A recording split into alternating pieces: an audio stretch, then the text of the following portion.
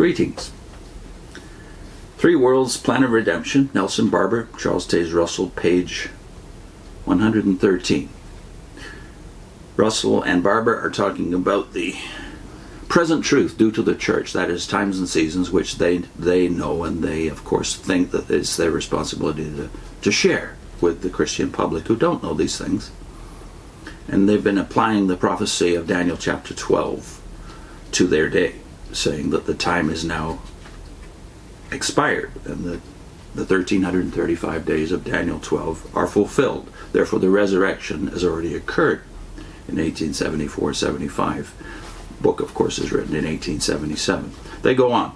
In the application of a prophecy, there is but one question to take into account. Do the facts meet the requirements of the prophecy? For instance, if a prophecy clearly belongs to a certain power, and its measure is given in days, and yet it required just that many years to fulfill it, we are clearly justified in understanding a day in that case to symbolize a year, and that the people of Rome and Italy acknowledged and submitted to the supremacy of the papal church from AD 538 to 1798 is clearly supported by the facts of history. Prior to 538, the Roman Church never held the supremacy. The Greek Church at Constantinople had taken the lead, and so far from holding supremacy in Rome, the papacy, for 60 years prior to the above date, was not the acknowledged religion of the ruling power or people of Rome, since the Goths, who were Arians and opposed to Catholicism, which he misspells, by the way, Catholicism, occupied the peninsula of Italy. And it was not till about the above date that Belisarius, a general of Justinian, the Catholic emperor of the East, broke their power in Italy. Gibbon's Rome, that is, the decline and fall of the Roman Empire, the most famous history of Rome in those, well, still probably.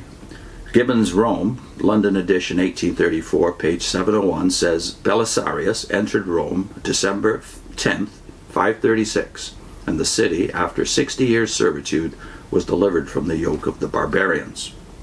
The Goths, however, assembled in vast numbers for the defense of their country, and early in the spring besieged the city, which siege was maintained for 1 year and 9 days. The Goths raised the siege of Rome, March 538, and the Gothic army, lately so strong, were now reduced to the walls of Ravenna, and some fortresses destitute of mutual support.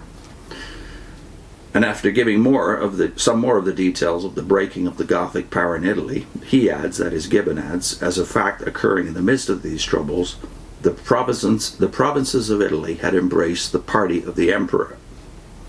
When the civil power in Italy embraced the party of the emperor, who was fighting for the Catholic Church, they renounced Arianism and supported the Church of Rome. And from that time until the spring of 1798, the people of Rome and Italy maintained their allegiance to that church.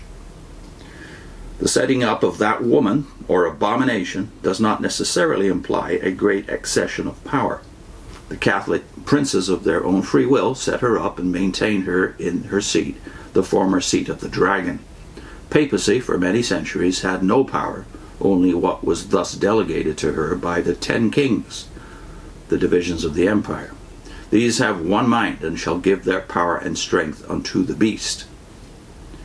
It is true, the church element became so strong in time that it subdued 3 kings, Lombardy, Romania, and Ravenna, and took their crowns, and has since worn the 3-crowned hat.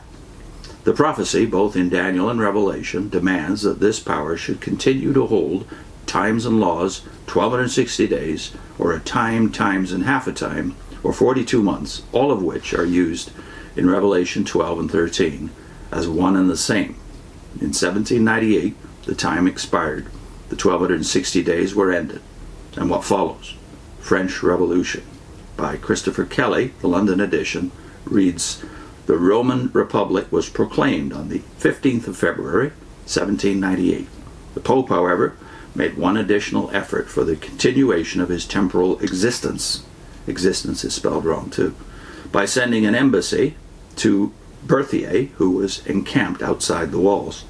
The general refused to admit any other deputation than that of the people of Rome, thus dissipating the last hope of the Holy Father. The arrival of the French army and the proclamation of the general had given the fatal blow to the papal sovereignty.